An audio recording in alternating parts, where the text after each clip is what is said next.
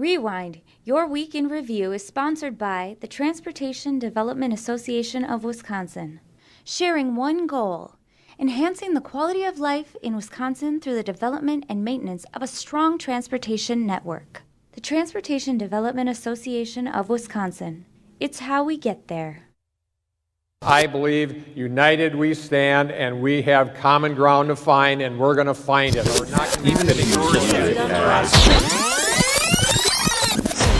I'm Steve Walters. And I'm J.R. Ross. And this is Rewind for a very, very busy week in the Capitol. But first, the return of WisconsinEye was there. Senate Majority Leader Scott Fitzgerald calls for bipartisanship. An addiction treatment specialist talks about the limits of CBD oil. The new superintendent of public instruction on why she took the job.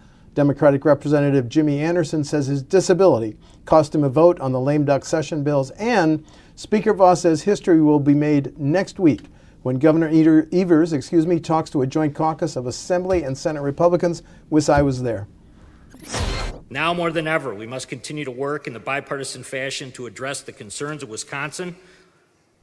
We must demonstrate an ability before our body on issues related to the Milwaukee arena, HOPE legislation that addressed the opioid crisis, and we must continue to work on behalf of constituents who sent us here to do that. Once again, I call on all my colleagues gathered here today to enter into this legislative session with that renewed spirit of cooperation. CBD is nothing but a molecule. It is a non-psychoactive cannabinoid. It's put into energy drinks, it's put into protein bars. It's said to treat somnolence, fatigue, malaise, weakness, insomnia, decreased appetite, diarrhea. It may be a wonderful placebo. What it actually has been proven to do is treat some rare forms of epilepsy, and there's no proof that it does anything else at all. But now Governor Evers came to you and said, I'd like you to be the next superintendent. And why did you say yes? I was excited because we're starting to embark on this area of mental health, looking at early childhood, all of those things that we know contribute to closing the gaps. So for me, my job wasn't done yet, and it was an opportunity to kind of lead the agency to the next phase. SJR2 and AJR1 seek to remedy this scenario by putting victims' rights on the same legal playing field as criminal rights. And by elevating victims' rights to a constitutional level, those rights will be properly balanced against the defendant's rights. Wisconsin statutes section 1989 states, no duly elected or appointed member of a governmental body may be excluded from any meeting of such body. Republican leadership took advantage of the process and of my disability to exclude me from participating in the extraordinary session. Next week, we are going to be joining our Senate colleagues for the first joint caucus in my legislative career, where both caucuses get together and sit down, number one, and talk with Governor Evers. We want to find ways to say, let's pick issues we can work together on and show that we can, as opposed to picking issues that cause a fight, which reinforce what people do not want to hear today, which is arguing and complaining. Today we turn towards the future. We are moving forward together. So folks, let's polka tonight and get to work tomorrow. Thank you, and on Wisconsin. Thank you. JR, before I give you a chance to talk about Governor Evers' very busy week, let's listen to about 30 seconds of his speech Monday after he was sworn in as the state's 46th governor. Please. This is bigger than me. This is about the people of Wisconsin.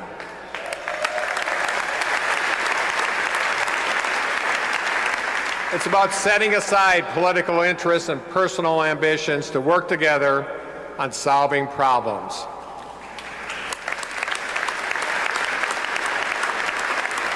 It's about putting people first.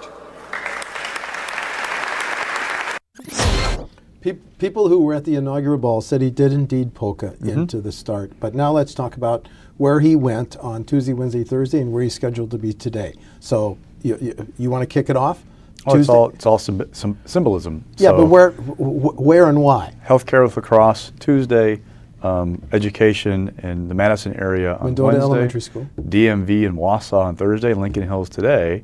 So he talked about healthcare, education, roads, and that there was a failure of leadership in the prison system with our youth up in Lincoln Hills. So he kind of went 4 for 4 with those. And then he signed some executive orders this week on healthcare and state employees. I mean, they're all, not to diminish what those orders will do, but they're kind of symbolic in a lot of ways and send a message about how he plans to govern. So you're saying his travels statewide was eminently predictable. He said he was going to do that, and symbolic, and reaching out to people who, remember, he carried 19 of 72 counties, may not have voted for him. Well, the criticism has been about his cabinet is that it is mostly from Madison and Milwaukee, which is true, but he has said that they'll know, people of Wisconsin will know he's the governor of the entire state because of where he's going to go and where he's going to be, and there you have him around the state. Now, little side note, Governor Walker was roundly criticized for the use of an airplane, state airplane, last campaign, so we have to watch how Evers addresses that issue, because if he used the state plane as much as Walker did, guess will be an issue in 2022. So how does he get around this state? I asked about that question. He said, well, you can get a lot of places on 4 wheels in Wisconsin with reasonable drive, so just pay attention to that. Okay, now let's turn to something that you alluded to. He issued 4 executive orders.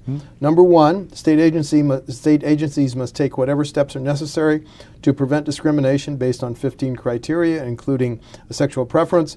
Cabinet secretaries must recognize and do all they can to respect state workers, and must promote positive morale and foster a collaborative work environment. I probably mangled that word. The Department of Health Services must draft a plan to apply for federal aid to expand Medicaid program to middle-income residents. And finally, agencies must draft plan to prohibit health insurers from basing coverage on pre-existing conditions. Why the flurry of executive orders? Again, symbolism. So Governor Walker was known as somebody who pushed through Act 10, which pulled collective bargaining powers from most state and public employees. So Evers is sending a message about how he's going to be a different governor comes to public employees. Now, Walker would argue that they did things like the civil service overhaul and bonuses to try and reward good employees, but there's a perception that he was, kind of anti-public worker from those people who work in those fields. Here you have Evers trying to say, I'm going to be different. With health care, Walker refused to take the Medicaid money, expand under the Affordable Care Act. Evers wants to do that. Now, Republicans in the legislature are going to have a say in that, and so far they're saying no. But Evers is drafting the plan. He wants to, so we're going to go ahead and draft a plan to do this. It'll be in his budget. So, that's what he's after. Well, on a day when 800,000 federal workers are not getting paid because of the Washington shutdown, do you think our state employees, as a result of executive orders and because they are getting paid, feel better now? Maybe. I mean, there was such an animosity toward Walker from some people in the public public employee sector that they were thrilled the day they left, just to say he wasn't governor anymore.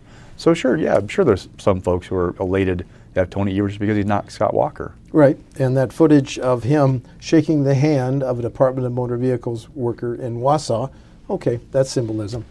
Okay, topic 3, we have our first African American Lieutenant Governor, Mandela Barnes, and let's listen to a little bit of what he said after he took the oath of office, please. The gravity of this moment is not lost on me as we strive for equity for all people in a place that has not always met its commitment. In a state that must deal with extreme racial imbalance, we seek to not only change what is possible, but to change what is expected. Because we have a responsibility to make sure that opportunity exists in every community across our state. A person's zip code should never determine their destiny in the state of Wisconsin.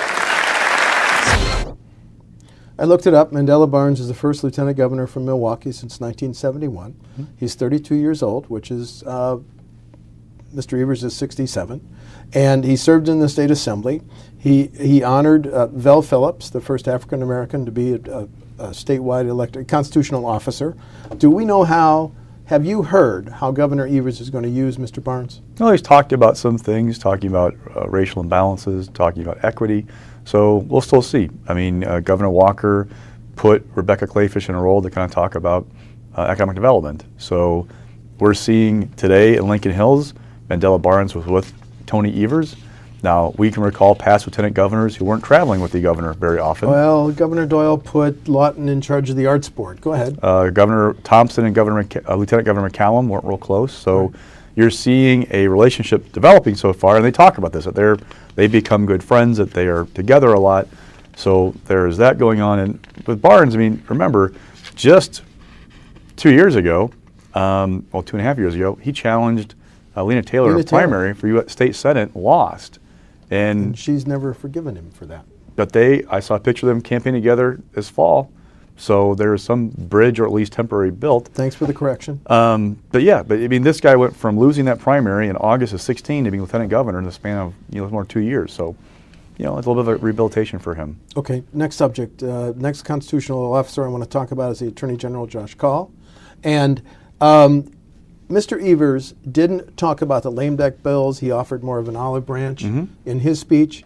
Mr. Kaul came out swinging. So let's hear a little bit of what JR says. Came out swinging, please.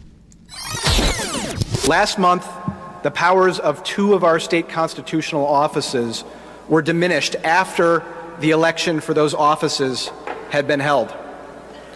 That action, unprecedented in Wisconsin, and designed to hinder our ability to do the jobs that the voters elected us to do, will have an impact. Irrespective of the action taken by the lame duck legislature, the priorities of the Wisconsin Department of Justice are changing.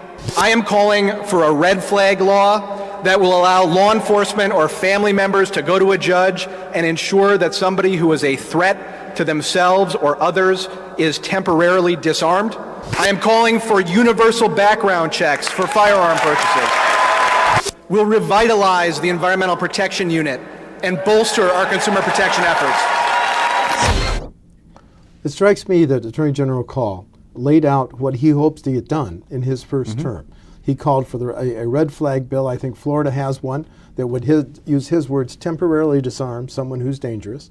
Called for universal background checks, which I think Charles Franklin poll says quite popular. He called the lame duck sessions unprecedented, and more must be done for school safety. He also made a point of getting some applause. I'm going to be more vigorous in environmental protection. So I talked to Majority Leader Steineke. He said, yeah, we Republicans think the only really partisan poke in the eye came from Mr. Kaul. Your take on his speech? So most of the time, if you cover inaugurations, they're generally speaking kind of like high on, platitudes and flowery language, and not a lot of specifics, not a lot of calls to action.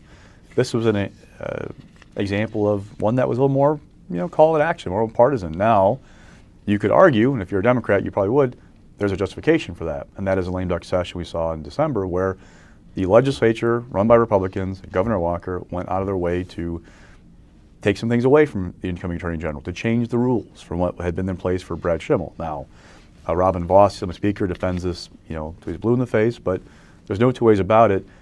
You can kind of pick over the guff of the governor, but the AG was really the one that had the most oversight, most things taken away in that package of bills from people I talked to. Kaul kind of swung back. Now, the things he called for, the red flag law, universal background checks, making schools safer, I mean, they're things that are generally fairly popular. It's the stuff about the lame duck session and talking about, being more vigorous on environmental enforcement. The question I've heard from people this week is this a sign from Josh Kaul of how he's going to be as Attorney General? That is, this is the path he's going to take, and that's something to watch. And when Governor Evers was asked about the red flag law at the elementary school in Madison, he said, I support it. I don't think he could have said anything else. Or there would have been a wedge driven in the first week in office for both of our those constitutional officers. Assembly Speaker Robin Vos expressed some interest in it, but didn't commit to it. Said, there's something to explore there, but you got to be careful about constitutional rights. But yeah, so I think of the speeches I heard, Josh Kaul's is definitely one of the more part. Now, Doug LaFollette had a couple lines in there, but Kaul got most of the attention from the approach he took. Right, and Josh Kaul just got some national high profile. He was just on the he was just on the press conference in Barron County, which grateful that the 13-year-old girl was found. So this was his first moment in the national spotlight. Yep. Cannot hurt. No. Okay, now I want to turn to the civics lesson from Assembly Speaker Voss that he gave. And let's listen to his summary of why the legislature, he believes, is the most important branch of state government. Please. The constitutional authority clearly gave preference to the legislative branch, giving it powers to write the laws, to allocate funds, and create the means to generate revenue. When you get right down to it, while the Constitution specifically provides guidance for the powers of each branch of government, it spends significantly more time on the legislative branch. With the newly elected statewide leaders, some will now claim Wisconsin voters want us to veer into the far left lane. But government control over our lives doesn't make us more prosperous, government spending doesn't grow the economy, and socialism doesn't make us more free. To my Democratic colleagues, your side isn't more virtuous than ours just because you want to spend more than we do. Please respect the fact that we just disagree, and we aren't hateful, and we aren't evil. What was the purpose of Speaker Voss's civics lesson? Speaker Voss wants to be seen as one of the most powerful people in state government, and in some ways almost or as an equal to Governor Evers. He is trying to elevate his branch and say, we have all this authority, and that's also why you're seeing him staff up right now. He's pulled in some position authority from the clerk's office and Sergeant Arms to kind of add more staff directly under him. Why don't you go a little deeper on that? Who is he hired and why? So some of the names, Heather Smith, who had been Medicaid director under Governor Walker. Joe Handrick, who was in DWD under Walker, also was the consultant on the maps Republicans drew in 2011, former state lawmaker. Yes. Another guy who was an aide to Walker, I'm sorry. But in talking to people, they're viewing this as Robin Voss feels like during the 8 years of Governor Walker, Republicans legislature ceded too much authority to the executive branch and relied on the executive branch to be the messenger because Walker had the bully pulpit. He could travel the state. Now Voss, people tell me, feels like they have to fill that vacuum. They have to step up and take the reins and be more the GOP voice. Well, doing that is adding these staffers, and there comes this concern we talked about last week, the shadow caucus, that this is creating this kind of pool of employees that we remember 16, 17 years ago, we found out they were being used for partisan reasons. Now, I'm not suggesting that's the intent, but that's a slippery slope argument you hear from people in the Capitol level. Okay, we're going to have a budget that's pretty busy from now until like June, if they get it done on time. What about September this year, October, November? Like, what about next year when they're done in February or March and then they go off the election? What are these guys going to do? There's a concern about how this staff is going to be used. But to Voss, people tell me, this is bringing in expertise into his office to help counterbalance Tony Evers as the governor. Okay, now let's talk about his speech. We've now talked about his speech on Monday and heard a segment of that. Then yesterday, he and 62 other Assembly Republicans released a letter to Evers saying, here are 11 subjects that I think we might be able to find common budget grounds. Just quickly, income tax reductions, enhancing high-speed internet access. How can you disagree with that? Pre-existing condition coverage, we'll get to that when we talk about next week. Support for K-12, expanding senior care to cover flu shots. How can you disagree with that? Preventing homelessness, again, how can you disagree?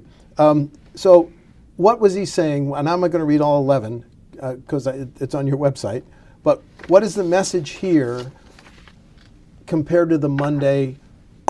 Oh, we can be bipartisan. We can work together. There are areas of opportunity to work together. I mean, Voss has already talked about doing his own budget, or the legislature's own budget, I should say, that they would ignore what Evers puts out there and pull their own, that's an option. He's drawn lines in the sand of we're not going to do the Medicaid expansion, we're not going to raise taxes, we're not going to do this and that. Right. So this is now an olive branch back to Evers of saying, well, here's where we can work together. Well, but Speaker Voss drew two lines. We are not going to raise income taxes. Mm-hmm. We are not going to expand Medicaid, which is a top priority of Governor Evers. Mm-hmm. He did not say we're not going to raise transportation funds. Good point. Was that a big omission? No. Significant omission. The question goes back to like this past budget where how do you offset it? And can you get support in the Senate for that? Because some Republicans in the 17-19 budget had a proposal floated to cut income taxes and then raise the gas taxes and offset. Walker said no way. Is there now an opportunity to do that with Evers? Here's the rub. how would you pay for that gas tax increase? And by pay, I mean like cut the income taxes. Well, how do you pay for that? Where's the revenue come from? You know, Tony Evers has talked about manufacturing agriculture tax credit. Limiting it. Putting a cap. The first 300,000. Yep, of income that's subject to the credit. Anything above that is not. That would save a bunch of money. It would help offset the cost of what he wants to do, which is a 10% tax cut for middle income filers. Well, Robin Voss and others have said they're not going to do a cap manufacturing ag credit. They think it's an important thing for Wisconsin's business community and agricultural community. So if you're not going to have the revenue from there, where do you find it? Because, oh, by the way, Evers wants to fully fund his Department of Public Instruction budget. That request is at $1.4 billion in new general purpose revenue. He wants to fund that. Where's this money going to come from? Although revenue projections are still coming in pretty favorably. Yeah. Now, next subject, the commonality here is the involvement of the courts. So I want to talk about 4 separate issues, and let's talk about them separately. Governor Evers wants the state stance, which is a curious word, in the lawsuit filed in Texas to void the ACA changed. We still haven't seen his letter to Attorney General Kaul, have we? No, he says it won't violate the law. The law now says, after the extraordinary session in December, that the governor no longer direct the AG to pull out of a lawsuit or join a lawsuit. So what's he mean by change the stance? Okay. So does that mean that, for example, just throwing an idea out there, that Kaul can say, we no longer oppose the law, we're involved, we're going to support the law? I don't know. That's what we're waiting to see. How is that letter crafted? Okay, now let's come back to, as we alluded to and I was there, the Democratic Representative Jimmy Anderson has filed a complaint saying under is it open records? Anyway. Public meeting law. Public meeting law. Because of my special needs, I'm disabled, I'm in a wheelchair. I had to leave the assembly floor, and I was not there because of my special needs when they reconvened, I think, 4 a.m. and took a vote. At least 4 a.m., yes. So he's filed a complaint. You heard Speaker Voss, Assembly Majority Leader Steineke saying all these bills were passed legitimately. So that's an interesting complaint, though. I'm not a lawyer. I've never dealt with a complaint like this. It's interesting new ground, but we've both been around the Capitol overnighters for years. I mean, they're nothing new. But is there an argument made that you're intruding on what Jimmy Anderson's ability to participate in doing this? I honestly don't know. It's a fascinating claim.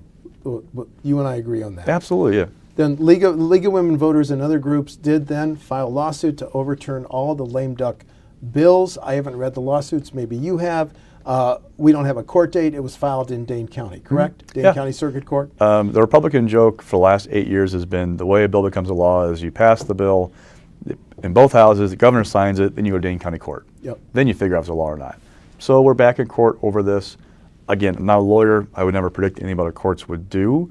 But I also will tell you that I never imagined when I first came here to cover politics, I spent so much time in a courtroom following lawsuits over laws or charges filed. I mean, it has become a piece of the political beat in Wisconsin to be a court reporter as well. And the final segment that we want to note involving courts is Republican legislators asked a federal judge, don't take any further actions on the redistricting challenge, the challenge to the lines drawn in 2011 by the Republicans, because of other pending national court cases. U.S. Supreme Court's taken up cases from 2 other states, and that will have a huge impact on what this thing looks like. So wait for that precedent, and then go forward after that. Okay, we're done with the court beat. Let's take a look at your stock picks. All right. Rising. Who do we have rising this week? Jennifer Nashold. Oh, Jennifer Nashold. Okay, so Jennifer Nashold is going to become a member of the 4th District Court of Appeals without having to even mount a campaign, really, because she qualified for the ballot and nobody's opposing her. So the seat was open.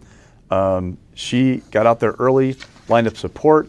I talked to some conservatives who told me that they looked for somebody to run against her for this, because the 4th District Court of Appeals is basically southwestern Wisconsin, dominated by Dane County, kind of the heart of the liberal vote in Wisconsin right now, right? Tony Evers did well in southwestern Wisconsin. Then they looked for somebody, they looked at the results from November and went, that's a difficult race, and oh, by the way, if there's money to be had for judicial races this spring, it's going to the Supreme Court race. So you add that up, there was no challenger from the right, look at other or left of center candidates, she got out there ahead of them. She got good endorsements, out-hustled everybody and got out in front, and it scared everybody off. And so now, barring a miraculous write-in campaign, She will be a member of the Fourth District Court of Appeals. That's a good pick for Rising. After the April election. Mixed. So Craig Thompson, Executive Director of Transportation Development Association, which is a sponsor of Rewind. Now the Governor Evers, Secretary of Transportation. Go. Peter Barker was roundly praised as a pick for revenue by Republicans. Mostly, though, Republicans have been kind of silent about the picks, other than saying, well, they're all out for Madison, Milwaukee. Craig Thompson is the one getting blowback because he advocated for a group that lobbied on road issues and pushed for an increase in revenues, i.e. a gas tax increase. You have Senate Republicans who raised some concerns right after he was announced in December. This week, Scott Fitzgerald, the majority leader, came back to that, said, yeah, he's got a handful of people who have talked to him so far. He's not sure where the caucus is at on the nomination because they haven't met yet. And he said, there's nothing against Craig. He's a good guy. I'm paraphrasing Fitz. It's this issue about him lobbying for the TDA. Now, the question that I have, what's that mean for the nomination? Because do you really want to start off things in the Senate where you reject a nominee for a cabinet position? Because one, governors, there's a theory, and same with presidents, that governors should be able to have the cabinet that he or she wants, right? Yes. They're their picks, they're working with them, let them have them. Two, it would send a message, some people tell me, because the blowback's mostly coming from the right kind of wing of the Senate caucus, that those guys are pushing people to do this. Because there's some more moderate members who go, well, if they put it on the floor and say it's okay, it's a free vote. By a free vote, we mean that vote your conscience. You get 14 Democratic votes. All you need is 3 R's. That if that happened, it'd pass. Yeah. Or do they just never take up the nomination, so go through the hearing process, never vote on it, let him serve indefinitely without being confirmed, because it doesn't impact his ability to serve unless he's rejected. And my only PS is at his press conference yesterday, Speaker Voss was asked about Craig Thompson. He said, look, it's the Senate that votes to confirm. My assembly doesn't. However, he said, I respect Craig Thompson. Absolutely. Again, there's a message there. Nothing against Craig. The people keep saying he's a good guy. It's this issue about him lobbying for the TDA and what's that mean. But we'll see. Okay. Almost out of time. Give us your falling. So Scott Walker, there's a way to leave office gracefully. And when I talk to people about what's happened last week, they're not seeing out of Scott Walker. He, on Friday, mused about running for office in 2022. He went out there and got on social media Sunday night and did like this 29 tweets in 45 minutes talking about his legacy. Yeah. He's struggling in talking to people, and even those who know him, it's like he's struggling to kind of come to terms with leaving office. Yeah. Like having a hard time letting go.